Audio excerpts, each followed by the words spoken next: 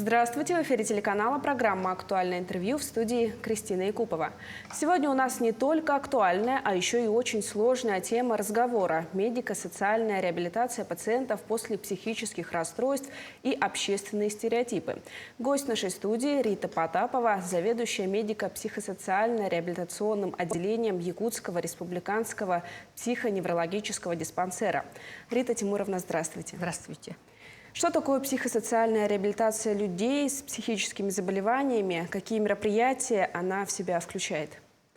Реабилитация лиц с психическими расстройствами, она очень отличается от других заболеваний. Прежде всего тем, что лица, страдающие психическими расстройствами, у них нарушаются социальные контакты, социальная изоляция наступает раньше, и люди часто молодого возраста становятся нетрудоспособными, поэтому здесь есть определенные трудности, и задача нашей социальной реабилитации – это вернуть в общество, то есть ресоциализация. Но в этом процессе участвуют не только врачи-психиатры, это клинические психологи, социальные работники, специалисты по социальной работе, психотерапевт. И она включает очень большой перечень мероприятий. Если, например, в советское время это была в основном трудотерапия, а сейчас это определенные программы, такие как групповые занятия с пациентами, индивидуальные. Например, есть психообразовательные программы. Это когда человек впервые заболевает психическим расстройством, то такая программа, когда знакомят пациента с почему возникают такие расстройства, симптомами, учатся совладанию, распознаванию своих симптомов. И пациенты понимают, что это такая беда случилась не только с ним, а есть и другие люди, которые страдают этим заболеванием. Далее есть тема фармакотерапии, когда здесь на этих занятиях обучаем, что есть необходимость приема лекарств, без этого никак нельзя. И изучаются там правовые вопросы и так далее. А как происходит возвращение пациентов в социум? Здесь тоже различные программы, зависят от того, какие заболевания и в каком состоянии находится пациент. Например, если у человека грубые нарушения памяти, то здесь есть когнитивные занятия. Если человек... У нас вот такая беда есть, когда пациенты оседают в психоневрологическом диспансере ввиду вот как раз утраты социальных связей. Да? И здесь есть такие тренинги самостоятельного проживания. Обучают буквально начиная с того, что как распоряжаться своей пенсией, как оплачивать коммунальные услуги и так далее. Есть категория пациентов, вот вначале я говорила, что социальная изоляция у пациентов, да, и здесь есть такие тренинги, которые направлены на улучшение коммуникации. Здесь тоже обучение общению с людьми, начиная даже вот как ездить в автобусе, как общаться с людьми в магазине и так далее. Вот такие большие программы. И есть тренинги независимого проживания. Это когда вот мы обучаем пациентов к самостоятельной жизни.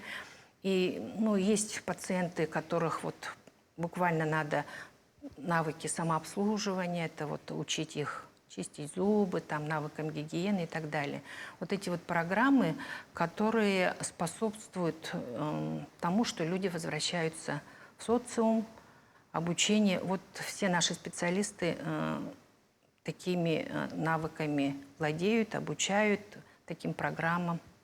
А какие существуют общественные стереотипы в таком сложном вопросе? Мешают ли они вашей работе?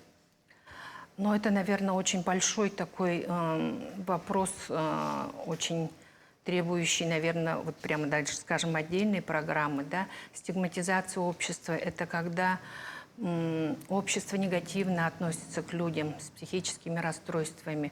И сами пациенты стесняются, и родственники стесняются, что человек находился на стационарном лечении. И это работа не только со стороны наших специалистов, врачей, да, но это и такое толерантное отношение общества. Даже то, что вот сейчас вы пригласили на это актуальное интервью, я считаю, что это уже как бы снижение вот такой какой-то напряженной обстановки в этом отношении, да, негативного отношения к нашим пациентам. Научиться понимать людей с психическими расстройствами и иметь сочувствие к ним, какую-то оказывать поддержку. А какие самые острые проблемы можете выделить в вопросе психосоциальной реабилитации людей с психическими заболеваниями? Ну, это очень такие вопросы, как материально-техническая база, да. Вот наш диспансер, он построен в 1968 году. Тогда были другие нормативы, сейчас другие санпины, другие вот появляются службы. Естественно, не хватает площадей, материально-техническая база, да. Ну и кадровый вопрос. Ведь это не только вот в нашем диспансере, но по всей республике, например, не везде хватает врачей-психиатры, нет клинических психологов, ну и так далее, вот специалистов по социальной работе. Но сейчас идет же подготовка к тому, что появится новый порядок оказания психиатрической помощи, и там будет штатное расписание другое, и в нашей республике, наверное, поменяется. Но не так все плохо. Вот у нас вот появляются все-таки больше стало психологов, и есть надежда, что этот вопрос все-таки решится.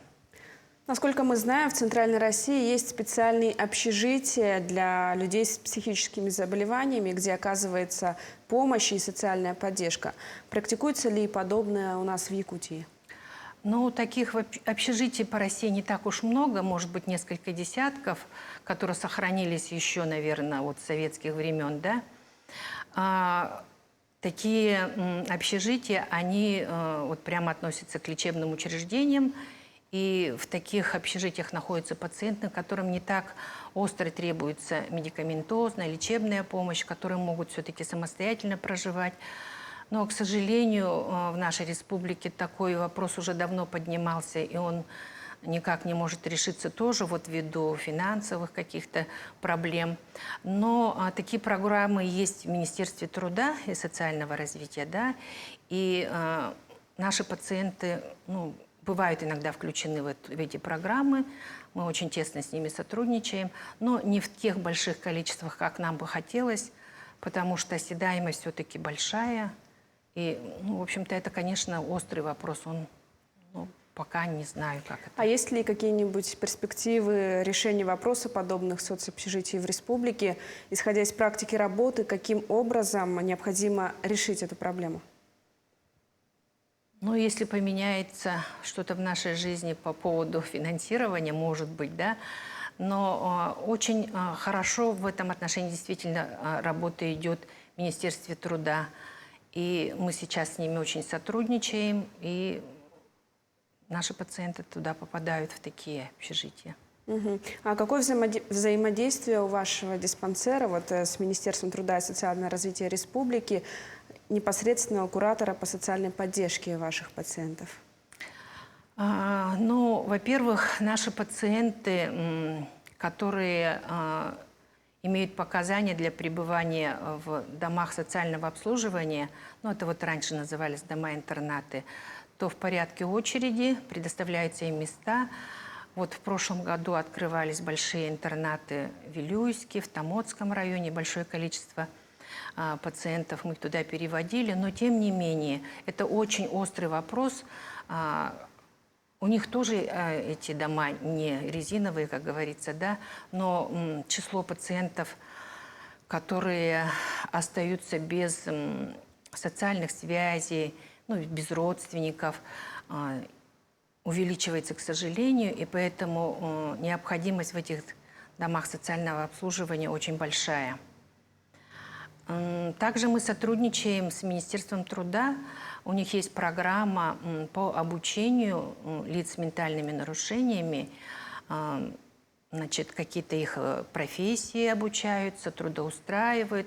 Но в основном, конечно, они своих, тех, кто находится вот в этих домах социального обслуживания, но мы тоже с ними сотрудничаем, и в их программу тоже стараемся попасть. И есть у нас такие пациенты, которые самостоятельно проживают, обучаются в техникуме для инвалидов. И это очень прямо такой, даже если несколько человек, один-два, вот так вот уже начинает самостоятельно проживать. Но как бы не зря, ну, например, я стала врачом-психиатром и работаю вот по этой направленности. А как обстоят дела с диспансерами в нашей республике, ну, по районам? Ну, у нас диспансер есть, наш республиканский психоневрологический диспансер якутский, есть Алданский ну, есть в крупных городах отделения с койками, но в некоторых районах, ну, особенно в северных, не заполнены штаты врачами-психиатрами. А пациенты, то есть, оттуда направляются в Ну, они Якутск, да? по месту проживания наблюдаются у своих врачей, и при необходимости направляются на лечение в наш диспансер или в те лечебные учреждения, которые есть у них при центральных районных больницах, если есть койки. Рита Тимуровна, спасибо, что ответили на наши вопросы. Я, пользуясь сегодняшним эфиром, хочу поздравить всех с предстоящими праздниками, с Днем Защитника Отечества и Международным женским днем. Пожелать всем, конечно, здоровья. И мое любимое желание – это исполнение, мое пожелание, чтобы исполнялись ваши мечты и желания. Спасибо. Это была программа «Актуальное интервью». Оставайтесь на нашем телеканале.